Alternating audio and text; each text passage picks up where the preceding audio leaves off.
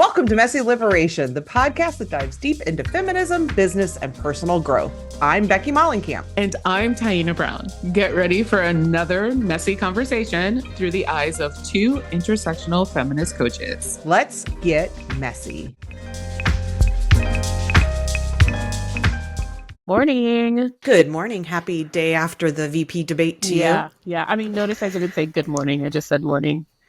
Oh, is this, so I guess that's your hint at what's to come from you. I can't wait. I have a lot of thoughts about the debate. Let me backtrack. I have a lot of feelings about the debate. My thoughts are a little discombobulated right now. So, since I'm, recovering from quite a wild week. But yeah, so I'm just gonna let you kick us off. So okay, well, I can keep us on track on thoughts because I took notes, and you can give us all the feelings. And I won't lie, I already have some ideas of some of yours because I was watching on Threads last night as you were posting, and I was also posting, so I have a little hint of what you're talking about.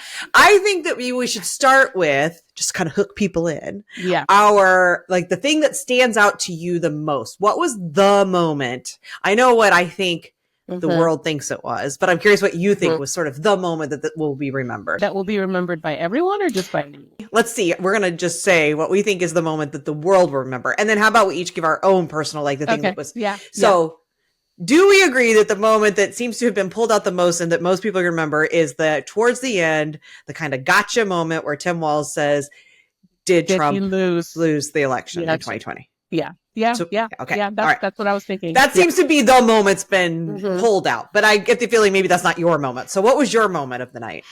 My moment of the night was, it was towards probably the last half of the election. And I had never seen JD Vance speak before on purpose. It was just like, I have no interest in giving him any of my time or energy other than what is absolutely necessary, aka the debate. And so, I wasn't as familiar with, the way he seems to litigate during his when he's speaking, right? There was a moment where, towards the end where Tim Walz was talking about us having to move away from housing as a commodity and stop thinking about housing as a commodity that can be bought and sold in order to create an affordable housing structure. I don't think he was talking about housing the houseless. I think he was talking about affordable housing, which is an interesting point that always gets left out of the conversation, right? Housing the houseless. It's all about affordable housing for the middle class. They went over to JD Vance for his response to Tim Walz on that. He was like, I agree we need to move away from housing as a commodity. And it was like a half a second. Like, if you blinked, you would miss it. But in between that sentence and the very next sentence, he quickly did this thing where he looked over at Walz and had this sly, slimy smile, just literally for a microsecond came across his face. If you go back and you rewatch it and you go to that moment in the debate, you will see it. And it was in that moment where I was just like, oh, okay. Yeah, he's really gross. You could tell that he was proud of himself in that moment for how he was manipulating the narrative. And I knew that was his character, obviously. I just had never seen it for myself. And I will never forget that moment. It's like the snake just very quickly showed its head and then just tucked itself back into the suit. And I was just so creeped out by it. It reminded me of if you ever watch true crime documentaries or shows like Criminal Minds or Law and Order or shows about serial killers, right? The way that they build narratives and shows like that is they want you to feel some level of empathy for the villain. But then there's always a moment where the evil side of the villain comes back out and it just gives you the willies. That's what that moment was for me. You can tell that people will think he's charismatic, if they will easily buy into his bullshit. if they don't know any better, because he comes across as charismatic, he comes across as very eloquent, he comes across as very empathetic if you don't know any better. But yeah, that was, oh God, it just creeped me out so much. From the very beginning, I posted on Threads that I think he's the sleaziest sleazebag of all the sleazebags in sleazebag land. Like, he is so slimy and gross, and he totally reeks of used car salesman. Where I guess I could see some folks who are easily manipulated. I don't want to make those folks sound like they're naive or vulnerable or whatever the right, like a kinder word for that kind of person is. But I can see where they might get pulled in by that. But he pretty quickly gives away his slick, sleazy, grody thing. I thought he did a lot of like side eyes to the camera. It was so gross. I've seen a lot of memes of that today. It's funny because I'm also going to pick something about Vance. It's not my like favorite moment, as in I loved what they were talking about. But I will say, shout out to the two women who were moderating. So we had Margaret Brennan and Norah O'Donnell. And in particular, I was really like, I've always actually sort of had a mixed feelings about Margaret Brennan and the way she hosts things on the Sunday morning show. But oh boy, did she show up last night and really made me happy, because they had been told explicitly by CBS, the agreement was you cannot live fact check. After the ABC one, they had done a lot of live fact checking, and that was not permitted this time. It was made very clear. Well, for a while leading up to this moment, I noticed it was kind of fun the way Margaret's way of sort of fact checking would be like, in the rebuttal question she would ask the other person, she would basically fact check without it being a fact check, right? Yeah. She would work in the facts into the rebuttal, which I was like, oh, you're so good. But there was this moment where she just straight out fact checked about the illegal Haitian immigrants in Ohio stuff that Vance was talking about. And it was the moment where he lost his ability completely to pretend he was that slick, cool, I'm better than, I rise above kind of guy. And he turned into a baby. Really, it was just like, hey, the rule said you wouldn't fact check. And like, he got really upset. And then they ended up having to cut his microphone. And I absolutely love where Margaret Brennan's like, you can keep going, but they can't hear you. We've cut your mic. For anyone who wasn't sure or didn't know that they weren't doing live fact checking, in that moment, it was really clear for all of them, oh, he could be lying and they're not allowed to fact check it. And so, he's the one who wants that, right? Like, it became that. I thought it was really cemented. And I also thought it was, for so many women, we could relate to that moment of like the power that we all wish we had to be able just to push mute on a man. Okay, so let's go through some of the issues, because I know we're trying to stick to time today, even though I know we could rant and rave forever. They started where I have a feeling right off the bat, you went from your feelings probably were in full force and may have set the tone for how you felt about the rest of the event, because the first issue, of course, was about Israel now and Iran, and Israel going into Lebanon and Iran now retaliating. My feeling, though, honestly, was less of anger and more of, I don't know, was it resignation, frustration, disappointment? Not even disappointment. It was just like, I had this feeling of like, oh yeah, okay, yeah, here we go. Walz has nothing new to say. We're right where we've been. Yeah. When they asked that question, I was like, oh, fuck, here we go. And then as soon as Tim Walz opened his mouth and was like, well, we know this all started on October 7th. I was like, fucking A, like, here we go. The fuckery is coming in right out the gate. One, it's a very obvious, like, dog whistle and talking point that's scripted for politicians who want to show their allegiance to the imperial state of the empire of Israel. Israel as a whole, like, they're not a nation, right? They're trying to create an ethno-state, which is a human rights violation. Ethically and morally is just a human dignity violation. Like, how can you say just us and no one else, and then decide you're going to unilaterally, like, take over an entire region, not even like one country, but now an entire region. So that, I was just like, I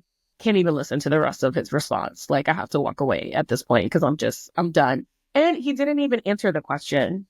He did not even answer the question, if I remember correctly. And then when they pivoted to JD Vance, he didn't answer the question either.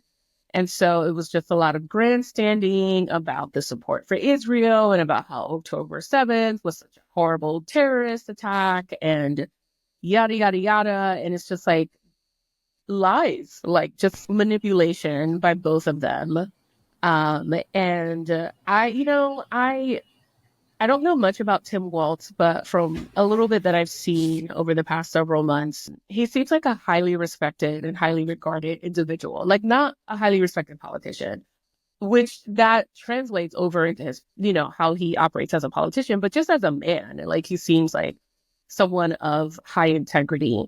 I understand the position that he's in to have to contribute to that narrative, but it was also just very disappointing to see someone who is running on this premise of having so much integrity, just like lose it all in that moment. There is, I think, a very much a ceiling on how far you can go in politics and have full integrity. It's just not possible, which is frustrating. I mean, because we see it even with the Bernie Sanders and the AOCs and with Cori Bush.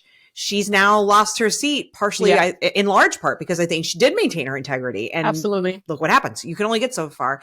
I think we should bring up, because it's so timely and this is going out today and it's very much making the rounds on social media related to this particular topic around what's happening with Israel. And so author Ta-Nehisi Coates was on CBS Mornings. It's interesting because it was also CBS, which is where this was hosted. And I'm sure most people have seen this video. And so much kudos and praise to him and how he showed up. But if you haven't seen it, go watch it. I'll link to it. The morning hosts, which include Gail, Oprah's bestie, and then a guy who plays football. I'm sure he's more than that, but Nate. We watch it every morning. And then I think the person who's maybe perhaps the person who has the most credentials around journalism. I could be wrong because I know Gail also, but Tony. He's from Baltimore. Is he? Okay. And I believe he's Jewish from what he said in the interview. So I don't think I'm incorrect there. He was really Tony. The other two folks, the other two people of color in the room didn't speak. And I don't know why or what happened there, but they sort of left Ta-Nehisi here to himself to deal with this very much the American rhetoric, the American narrative being thrown in his face about what's happening over there. And Ta-Nehisi basically, sort of accusing him of extremism. Yeah. Because of his belief that genocide's not okay. And and ultimately he handled it so well because he came down to my value set is that genocide's never okay. Like, period. But it was really uncomfortable. It, I think, represents what so many of us who have, and far more so, to be clear, for folks who don't have as much privilege as I do, who are speaking out on these issues, on this issue, and having this in your face being told all the ways that you are bad and wrong, and because he really was painting him into this corner of looking like he's anti-Semitic. Yeah. By having this Jewish person who was grilling him and saying these things. And I just think so many of us could relate, and I was really proud of how he handled it. And he shouldn't have had to be in that position. So we watch CBS News in our household, and we love Gail and Tony and Nate. They're the trio that we watch every morning. They're so much fun generally. Like, even when they're talking about devastating things like, Hurricane Helene, or, every time they talk about the genocide in Gaza, there's always a slant towards Zionism, right? Which we expect from mainstream media here in the U.S. And I did not watch that segment because I was sleeping because it was COVID, but I saw reactions about that on Threads and on Instagram, and I am just I'm so disappointed in how that kept trying to be framed. And a part of me is like, no, Tony, no, like, what are you doing? But then also with like Gail and Nate, like just kind of really taking a back seat. Because if you've ever watched them in action, Gail is like, she's a bulldog. when it comes to journalism. Like, she will not let a story go. And so, seeing that happen, like, I'm almost 100% positive that there was like some kind of behind the scenes conversation that happened beforehand about how personal that might have felt for Tony. But I don't think that excuses the behavior on camera, right? In that setting, there's a lot of power dynamics, right? Because you have a white man who probably does have the most credentials when it comes to journalism. But then you have two co-anchors who are Black, who have their own set of experiences when it comes to journalism and just their professions. But whenever you throw white people and Black people into the room, the power dynamics just automatically shift because of the way that people perceive white people and the way that they perceive Black people, regardless of how many credentials they have behind their name. And then to also just put a Black man in that position to be grilled by this white Zionist, right? Like, all clues point to Zionism for Tony DeCoppel. To put him in that position, also, there's a power dynamic there. And it was just really disappointing. It wasn't unexpected. I'm not shocked by how that encounter went down. We know that most mainstream media is going to have a Zionist slant. It's not going to tell the whole story. It's going to decontextualize what's actually happening. It's going to say this all started on October 7th. So it wasn't shocking to me that happened, but it was personally disappointing because as a household that religiously, no pun intended, watches CBS morning news like literally 7 days a week, and we're big fans of those three people. I try to give people the benefit of the doubt for as long as possible. And so in this situation, the benefit of doubt is they're getting there. They're slowly inching their way into really talking about this with a full contextual analysis. And that interview was a huge setback. And it's like, okay, no, this is a pattern. Now this has become a pattern, right, of the integrity of their journalism in terms of how they're approaching this subject. And then when I get to that point where I'm just like, okay, it's clearly evident that this is a pattern that they do not intend to break, then you're cut off. I can no longer stand by and watch this. None of the mainstream news sources, they're all towing the same line. Mm-hmm. The only place that I really at this point feel like I'm getting unbiased, or maybe it's even biased, but it's biased in the direction of, hey, genocide sucks. For my news is a podcast called The Majority Report, which I will also link to. So for people who are interested, if you haven't listened to it, they have taken a very hard line on what's happening there is genocide and it's not okay. And they're really talking about politics through that lens, which is really nice to find a spot, a place where I can feel like, oh, there's journalists who are not afraid to speak up, but you can't do that and be on CBS Morning News. Again, I feel like it's just so much of it spoke to that experience of also contextualizing the problem of what's going on with Israel, which is, Tony in that moment represents Israel, which is there is this identity that we hold that is very much a marginalized identity. But we also have to acknowledge that most of us, not all, but most of us hold another identity that is not. Yeah.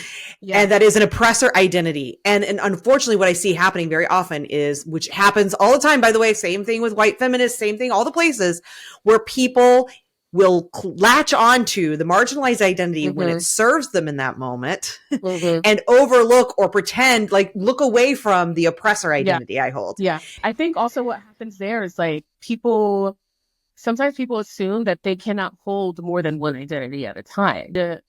They're like, how can I be the oppressor when I myself am oppressed? Like, that doesn't make any sense. And it buys into this false narrative that we are fed from an early age about you are either one or the other, but you can't be both. And that is just absolutely not true. And I just want to say to anyone listening right now, if you feel that way, not only is that harmful to you and harmful to other people, but what it's doing internally is you are fucking limiting yourself to your own potential. Outside of the conversation of oppression, by saying you can only exist one way and not another way, you are limiting your actual potential as a human being to exist in this world. So I just want to throw that out there for anyone listening. Don't fucking limit yourself. You can hold multiple truths, multiple identities, multiple whatever at any given time. Like you are complex enough of a person. Complex, not complicated. Complex enough of a person to be able to do that. Moving on, because now I'm worried we only have like 15 minutes left and we've talked about one of the issues. So let's run through the others and just talk about some of the key things that came up for us. So the second thing then was climate change, because they're talking about the flooding, which, by the way, my heart, I'm sure yours too, goes out very much to everyone. And I know people in Asheville. I'm sure you maybe know people in that area too. And it is just traumatic. Yeah. So that was what was the impetus for them talking about climate change. My note that I wrote, because I wrote some notes about each of these, was basically Vance's solution is drill, baby, drill. The solution to climate change is more energy production in the US. In no way did that make sense. And also he never admitted that climate change was real. Yeah. I will say he also said that we have the cleanest energy in the world, and that is not true. Impact.org fact check that on their Instagram. So that's another resource for you to follow. They do a lot of fact checking after debates or just in general. And so that's not true. We do not have the cleanest energy in the world. He never admitted that climate change was real. Like, as a matter of fact, one of his main themes throughout the entire debate was like, don't trust the experts. Despite their many years of experience and schooling, don't trust the experts because they don't know what they're talking about. He also said that the majority of solar panels were made in China. And I also saw a fact check on that 80% are made in the US. So there was just a lot of lies, but there's nobody checking him until she did, which was really hard. But okay, so next, number 3, they talked about immigration. Now this one we may take a moment on, because the theme, I think the other big theme besides don't trust the experts from Vance was, if there's a problem, let me just blame it on immigration. Yeah. Hey, housing prices are high, blame the immigrants. Yeah. There's too many drugs, blame the immigrants. School shootings, blame the immigrants. All night, everything kept coming back to blame the immigrants. I know it's because that's the one issue where they have been really controlling the narrative and are winning with people in the polls. And it wasn't even just blame the immigrants, it was blame the illegal immigrants. Sure, because he can't blame his wife. Right. Right. And he said that like there are over 1 million illegal immigrants who are committing crimes. Impact fact check that. It's less than 700,000. One lie after another. Even if you're a conservative, you have to be like, wait, this one group of people is responsible for everything. That's giving them way too much power, right, over what's happening. Like illegal immigrants in general, do not have that much power over what happens in this country. A lot of them who are coming here from the South, the southern part of the globe, don't have money to buy up these homes. And if they're illegal, they cannot buy a home. It just physically can't happen. Yeah. They cannot get loans. They literally cannot vote. They do have to pay taxes if they earn a wage, but they don't participate in any of the like political legal processes. That's something a lot of people don't know. Most of them do pay taxes. Yeah, absolutely. They do pay taxes, but they can't vote. They can't get scholarships for education. They can't apply for loans for education. It's a really tired narrative that anyone with 2 minutes in any given day can quickly look up and see that is untrue. So at this point, anyone who buys into that, you're just fucking lazy. And I feel like maybe they were realizing the blame the trans people for everything narrative wasn't playing as well. I think that narrative just isn't playing as much with people. Even middle America is kind of like, I've met a trans person, or I have a trans friend, or, I've watched Will and Harper, and I just don't buy it. Yeah, I just don't think these people are a threat. But what was surprised me during the debate was they cited a CBS poll that said that more than half of Americans support mass deportation.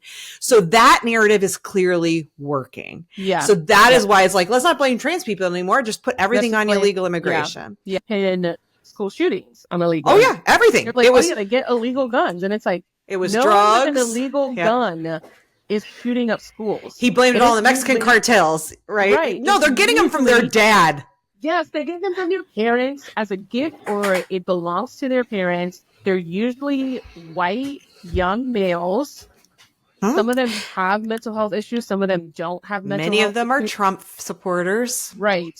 So Yeah. it's just like, but I was research people. I was really saddened though to hear that 50% of Americans support mass deportation. Like that is scary to me. And I'm not sure that the left has done a good enough job of combating that. So I feel like that's an area where like, I think the trans issues have quieted a little and not a lot. I mean, believe me, if anyone's trans listening, I see you and I know it is still incredibly unsafe and dangerous. But I didn't hear the word trans come up once in this debate, which was a remarkable change from a lot of what's been going on. I do feel like the left has done a better job of trying to humanize that issue, where I feel like with illegal immigration, instead, it's sort of like Harris is like, let me go visit the wall and talk about the wall. And like those things are not helping. Let me ask you this. When you say the left, what do you mean? Democrats, but I also mean progressives and leftists. That's clearly an issue where if half of America is still saying, yeah, mass deportation's the answer, something isn't resonating. And I just don't think that there's been a good enough job of humanizing illegal immigrants or immigrants. Well, I think when it comes to that, I think that also indicates that people are still buying into this narrative that like too many people is the reason for a lot of the issues that we're facing as a country, whether it's the housing crisis, whether it's climate change, whether it's school shootings. And that's not true. We can tie everything back to the greed of very few to that is creating the issues that we're seeing, as opposed to actual communities that live in this country. But the left, the right, no politician is going to tackle that because they're all in the pockets. Exactly. I also think another big reason for why the immigration issue remains one that's more challenging is because it speaks to racism. And xenophobia as the primary driver of that fear and that problem. So then they talked about economy, which was a really long section. Walz was talking about, Trump's tax cuts for the wealthy and how the national debt increased under Trump. And Harris basically wants the rich to pay their fair share. I love all of that. My problem is Harris has not been very specific about a lot of this, right? This economic policy remains nebulous. And I know it's because she's in a precarious spot, having to sort of support Biden in what he's doing, also wanting to differentiate herself, but she can't fully yet, and not wanting to take the blame necessarily for Biden stuff, which was Vance's big tactic to keep saying, well, if you wanted to do these things, then why haven't you done it already? As if she has that power. Anyway, it was a very long section that ultimately, I didn't feel like I learned anything.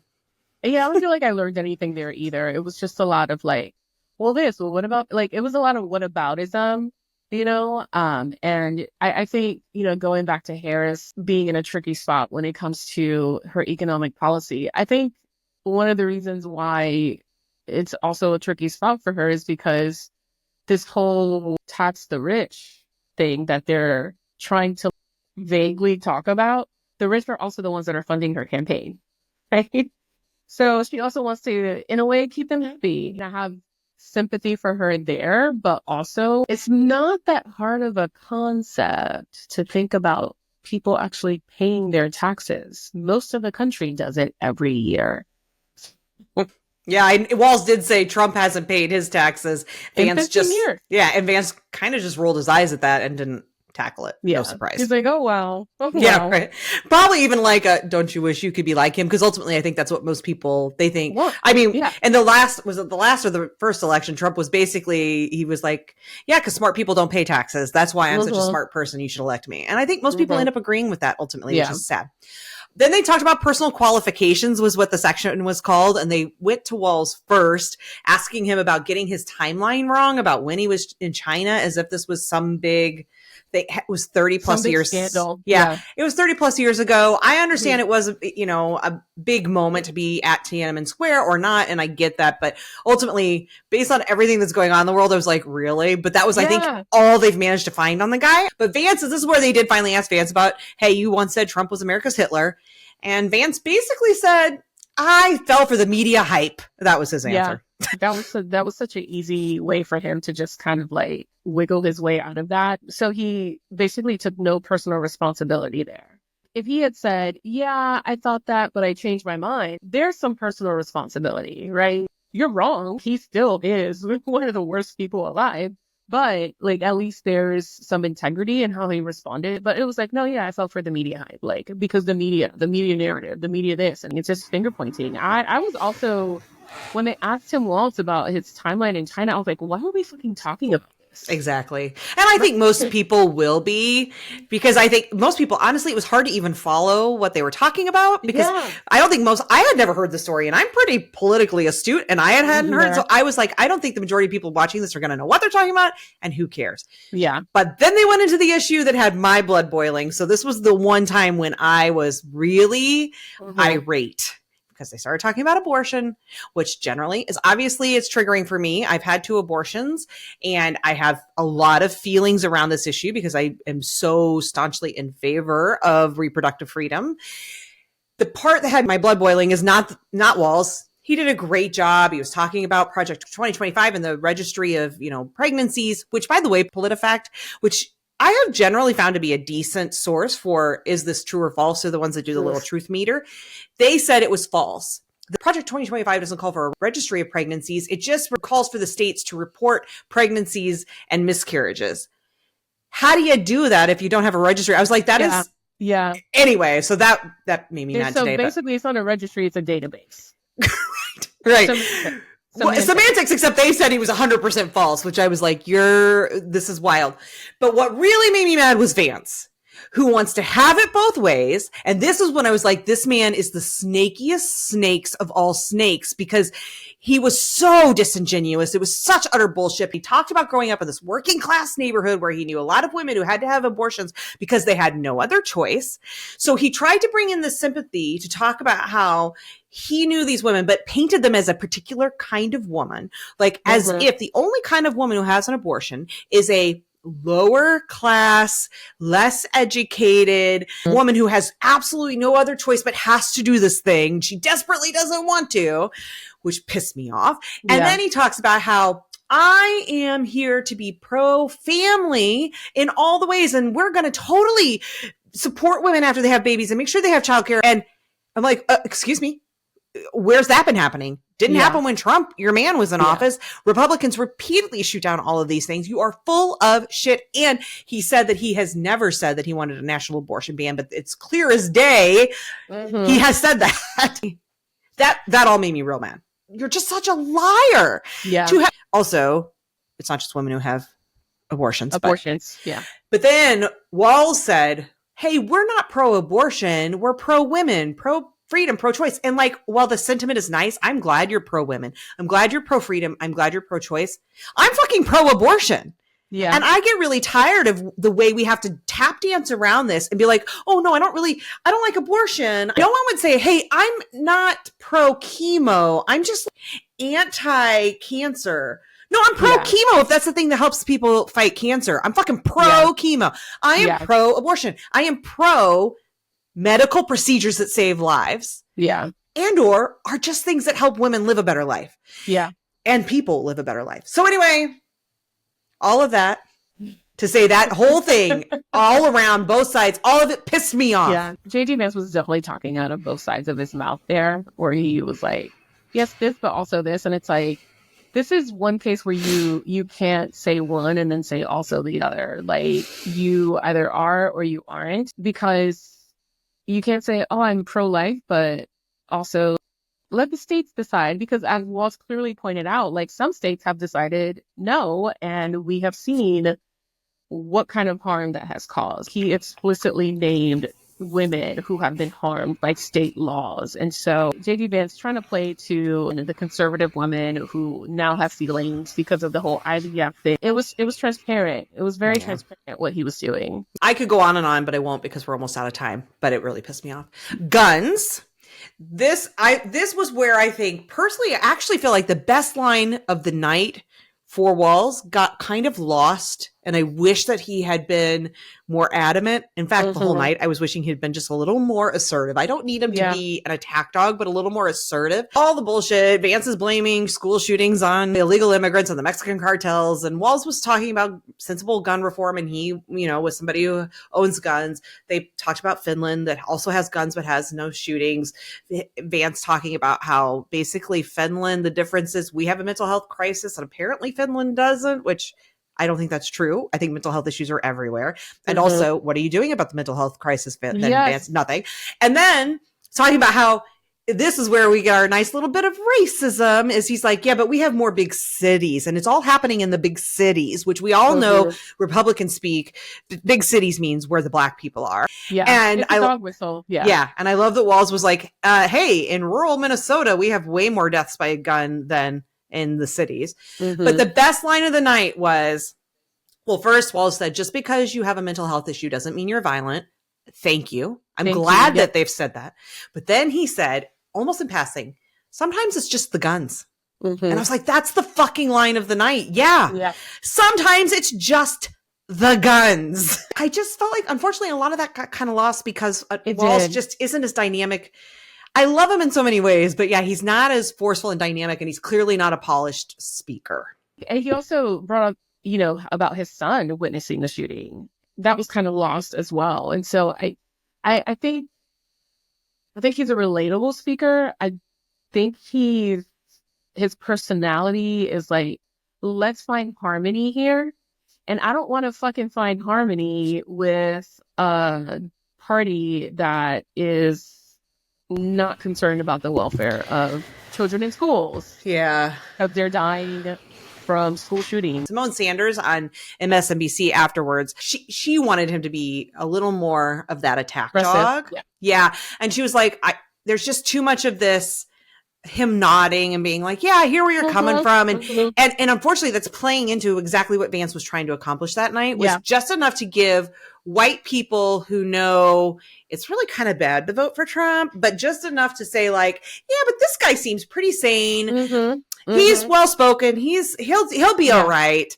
And unfortunately, I feel like he did kind of play into that hand a little bit. Yeah. That, that was my biggest takeaway of the night, that JD Vance comes across as so charismatic, so eloquent, and the rapport between him and Tim Walz. They were very cordial. They were very cordial. It was harmonious enough that I feel like conservative voters who were maybe on the fence about Trump are like, well, JD Vance isn't that bad. And Tim Walz agrees with him. And, they had this thing during the debate. So maybe JD Vance can keep Trump in check. Or maybe JD Vance can push our agenda behind the scenes while Trump is out there doing his antics, which is exactly what happened during his first presidency. Yeah. Right? I didn't watch any Fox because I just can't stomach it, but I am a little curious how they framed it afterwards. I doubt that their big clip is going to be the moment of, hey, did he win in 2020? And him refusing to answer. I'm curious what they did pull out. My guess is they're probably framing it that way of look at this guy. He's really sensible. They had a lot of moments of agreement, that kind of thing, which is really upsetting. Okay, listen, I'm going to just skim through really quick. So then they talked about housing. I sort of felt like the biggest moment of that was when Walz said, so let me get this straight. We're going to drill and build houses on the same federal lands. I don't think a lot of people maybe even realize that they're talking about seizing federal land, one, to drill on, but two, to put houses on. I'm upset that this came late and that I don't think most people probably care to watch. But I think it's really, really important for people to understand that is something they're talking about doing. And Walz making this point of, we don't have that many federal lands, and we have those lands for a reason. And you're talking about taking them away. And he said, where you were talking about, and turning it into a commodity where you're going to make money selling it. And that was upsetting. Yeah.